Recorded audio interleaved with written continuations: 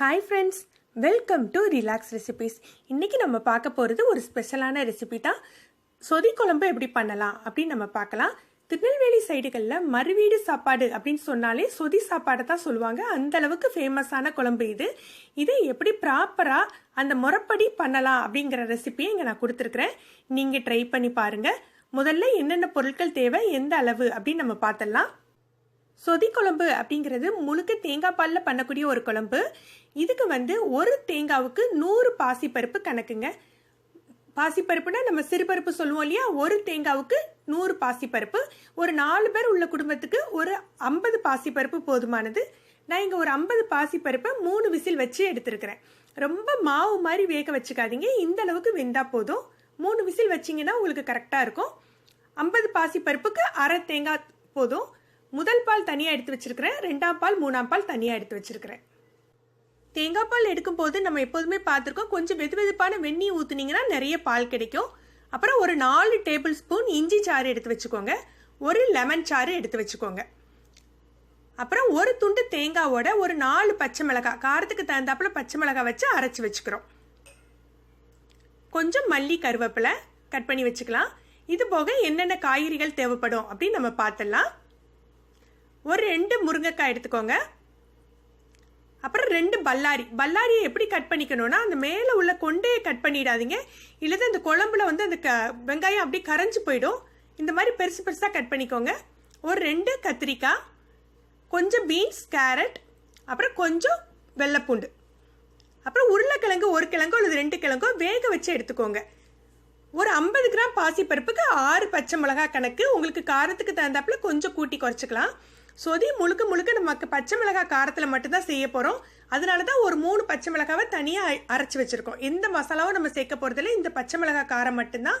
உங்களுக்கு காரம் ஜாஸ்தியாக வேணும்னா எக்ஸ்ட்ரா 2 சேர்த்துக்கலாம் நீங்கள். இப்போ நம்ம செய்ய ஆரம்பிச்சிடலாம். இதுக்கு நம்ம தாளிக்க தேவையில்லை, விருப்பப்பட்டால் தாளிச்சுக்கோங்க. பொதுவாக நம்ம தாளிக்கிறது இல்லை. கொஞ்சமாக எண்ணெய் விட்டு பூண்டு, பல்லாரி, பச்சை மிளகாய் 3ஐயும் மட்டும் வதக்கிக்க போகிறோம். 3ஐயுமே பச்சை வாடை போகிற அளவுக்கு வதக்கிக்கிட்டா போதும். ரொம்ப பொன்முறுவலாக வதக்கிக்க வேண்டாம், ஏன்னா இந்த 3மே தேங்காய் பாலில் வெந்தால் தான் நமக்கு டேஸ்ட்டாக இருக்கும். நம்ம 50 பருப்புக்கு 6 பச்சை மிளகாய் பார்த்தோம். காரத்துக்கு தகுந்தாப்புல 1-2 நீங்கள் அட்ஜஸ்ட் பண்ணிக்கலாம். பூண்டை பொடியாக கட் பண்ண வேண்டாம், முழு பூடாகவே போட்டுக்கோங்க, அதுதான் டேஸ்ட் உங்களுக்கு.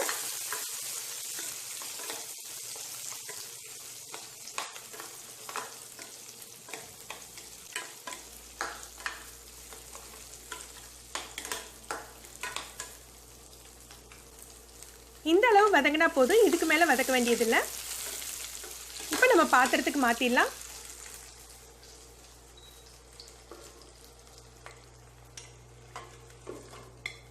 இங்கே நான் 2ஆம் பால் 3ஆம் பால் 2ஐயும் சேர்த்து எடுத்து வச்சுருக்கேன். முதல் பால் கட்டி பாலை மட்டும் தனியாக எடுத்து வச்சுக்கோங்க.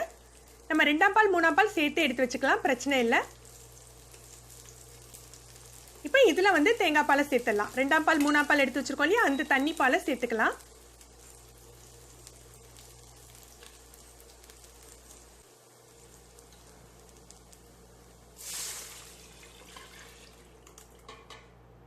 இப்போ இதில் எல்லா காய்கறிகளையும் சேர்த்துக்கலாம்.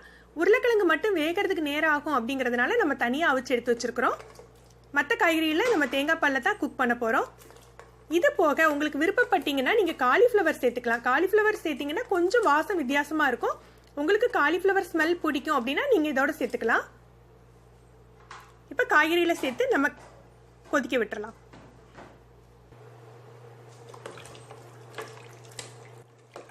இதுக்கு எக்ஸ்ட்ரா தண்ணி தேவைப்படாது, இந்த தேங்காய் பாலே உங்களுக்கு கரெக்டாக இருக்கும்.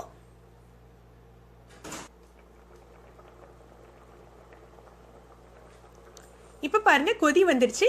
இப்போ நம்ம பச்சை மிளகாவும் தேங்காவும் அரைச்சி வச்சிருக்கோம் இல்லையா, அந்த விழுதை சேர்த்துடலாம். காரத்துக்காக அதை அரைச்சி வச்சிருக்கோம். உங்கள் காரத்துக்கு தகுந்தாப்புல கொஞ்சம் முன்ன பின்ன நீங்கள் மிளகாவை கூட்டிக்கலாம். இது போக நம்ம எந்த விதமான மசாலாவும் இதில் சேர்க்க போகிறதில்ல. பச்சை மிளகாய் இஞ்சியோட காரம் மட்டும்தான், அதனால இது ரொம்ப ஹெல்த்தியானது கூட உங்களுக்கு. பொதுவாக தேங்காய் பாலில் உப்பு சேர்த்தா உங்களுக்கு தெரிஞ்சிடும்னு சொல்லுவாங்க. ஆனால் இது 2ஆம் பால் 3ஆம் பால் தான், அதனால் இந்த ஸ்டேஜில் நம்ம உப்பு சேர்த்துக்கலாம். லைட்டாக தெரிஞ்ச மாதிரி தெரியும், ஆனால் பிரச்சனை இல்லை. நீங்கள் பருப்பு சேர்ப்பீங்க, முதல் பால் சேர்ப்பீங்க, கரெக்டாக வந்துடும் உங்களுக்கு. நீங்கள் இப்போ உப்பு சேர்க்காம பின்னால் சேர்த்தீங்க, கடைசியில் சேர்த்தீங்க அப்படின்னா உங்களுக்கு குழம்பு ருசியாக இருக்கும். ஆனால் எந்த காய்கறிலையும் உப்பு இருக்காது, உங்களுக்கு எந்த காயுமே டேஸ்ட்டாக இருக்காது.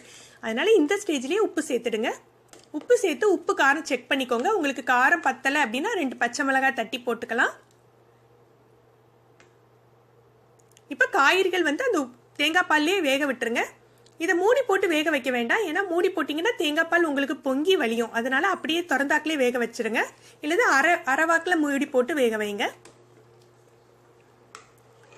இப்போ பாருங்க நல்லா வெந்துடுச்சு. காய்கறிகள் நல்லா வெந்து கொதி வந்துடுச்சு. இப்போ நம்ம வந்து பருப்பை சேர்த்துக்கலாம். எல்லா காயும் நல்லா வெந்த பின்னால நீங்கள் பருப்பை சேர்த்துக்கோங்க. பருப்பு கொஞ்சம் அதிக அளவில் தண்ணி விட்டு அவிச்சு வச்சிங்கன்னா தான் உங்களுக்கு நல்ல கட்டியாகாமல் இதே ஸ்டேஜில் இருக்கும். உங்களுக்கு நீங்கள் 3 விசிலுக்கு மேலே வைக்காதீங்க. ரொம்ப மாவு மாதிரி ஆயிரும். சொதிக்கு நல்லா இருக்காது. இப்போ பருப்பு சேர்த்து ஒரு 2 கொதி நல்லா கொதிக்கணும். அப்படியே கொதிக்க விடுங்க. நல்லா கொதிச்ச பின்னால நம்ம முதல் பால் சேர்த்து இறக்கிடலாம். பருப்போட பச்சை வாடை போகிற அளவுக்கு கொதிக்கணும். இந்த மாதிரி ஒரு 2 நிமிடம் கொதிக்க விடுங்க.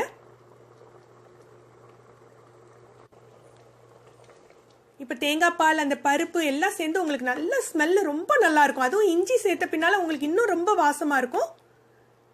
நல்லா கொதிக்கட்டுங்க. நல்ல பருப்பு கொதிச்ச பின்னால் தான் நம்ம முதல் பால் சேர்த்துக்கணும். இப்போ நல்லா கொதிச்சிடுச்சு. இப்போ தீயை குறைச்சி வச்சுட்டு முதல் பாலை சேர்த்துக்கோங்க. முதல் பால் சேர்த்த பின்னால் நீங்கள் வந்து சொதியை கொதிக்க விடக்கூடாது. கிளறி விட்டுட்டு ஓரத்தில் அப்படி நுரக்கட்டினாக்கில் அது 1-2 கொதி வரும் இல்லையா, அந்த ஸ்டேஜ்லேயே நீங்கள் அணைச்சிடணும். பாருங்கள், இப்போமே நீங்கள் அணைச்சிடணும். மல்லி கருவேப்பிலையும் மேலே தூவிக்கலாம். நம்ம வந்து தாளிக்க போகிறதில்ல. இந்த மல்லி கருவேப்பிலையை தூவி அடுப்பு அணைச்சி மூடி வச்சுடுங்க. ஒரு 10 நிமிடம் அப்படியே இருக்கட்டும். அதுக்கப்புறம் தான் நம்ம இஞ்சி சாறு எலுமிச்சம்பழ சாறு சேர்க்கணும். அடுப்பை அணைச்சு பின்னால் மூடி வச்சு ஒரு 5லேருந்து 10 நிமிடம் ஆகட்டும்.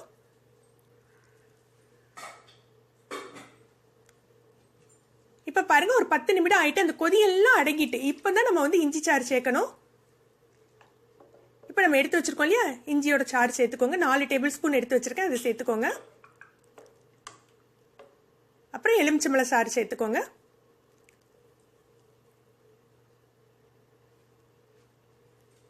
சேர்த்து மீதி உள்ள மல்லி கருவேப்பிலை தூவி கிளறி விட்டு மூடி வச்சாலே போதும். நம்மளுடைய சொதி குழம்பு ரெடி ஆயிடும். இந்த குழம்பு நீங்கள் ட்ரை பண்ணி பாருங்கள். இது வந்து நமக்கு சாதத்துக்கு மட்டும் இல்லாமல் உங்களுக்கு வந்து இடியாப்பத்துக்கு, தோசைக்கு எல்லாத்துக்குமே ரொம்ப டேஸ்ட்டாக இருக்கும். இதை நான் ப்ராப்பர் மெத்தடை அப்படியே ஸ்டெப் பை ஸ்டெப்பாக தான் சொல்லியிருக்கேன். நீங்கள் இதை ட்ரை பண்ணி பாருங்கள். உங்களுக்கு கண்டிப்பாக இந்த ரெசிபி பிடிக்கும். உங்களுடைய கமெண்ட்ஸை, உங்களுடைய கருத்துக்களை கீழே கமெண்ட்ஸில் சொல்லுங்கள். உங்களுக்கு இந்த வீடியோ பிடிச்சிருந்தா லைக் பண்ணுங்கள், ஷேர் பண்ணுங்கள், சப்ஸ்கிரைப் பண்ணுங்கள். நன்றி.